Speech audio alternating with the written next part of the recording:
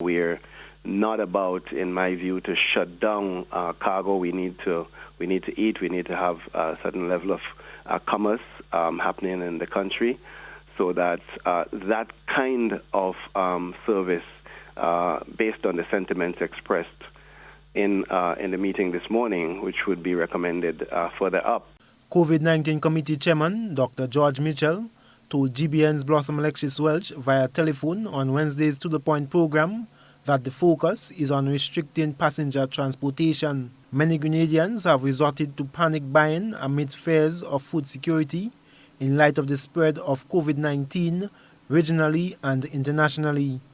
The Grenada Chamber of Industry and Commerce on Tuesday advised the public to remain calm, while highlighting that its members in the retail and distribution industry have given assurances that there is an adequate amount of food and supplies for at least a few months. Private sector Senator Chris Diali has since reaffirmed those commitments, however not without concerns. Most businesses are planning to ramp up their holding stock. So some businesses that would have 3-4 weeks have to double that in certain instances to have probably 8-9 weeks stock. The problem with that for us immediately is cash flow to do it. But the greater issue is that we are going to see supply chains tighten, as you have indicated, and shipping. Because two things were happening recently. We couldn't get containers to ship goods because of the China situation. Now China is coming out of, so we may see some relief. But the cost of freight is also going up.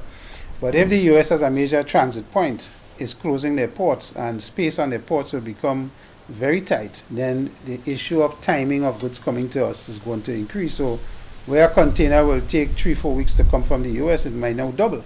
And you have to have the stock to hold you over that period whilst you wait. Senator Diali says it will be a struggle, especially so for businesses without the necessary cash flows.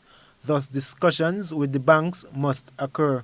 I mean, as we get closer and if the crisis deepens, the issue is going to be essential services. So pharmaceuticals, food industry, petrol and so on. We have to make sure there are adequate levels in those areas, adequate inventory levels, so that there is not a panic in this country that things are running short and we could continue to do business as best as normal. Meanwhile, FAO has called on governments to implement measures to support children whose families have greater difficulties in accessing food and to provide nutritional contributions that are usually guaranteed by school feeding programs. CARICOM agriculture ministers met today via teleconference to chart a food and nutrition security and availability response to COVID-19. I am Gerard Joseph, reporting for GBN News.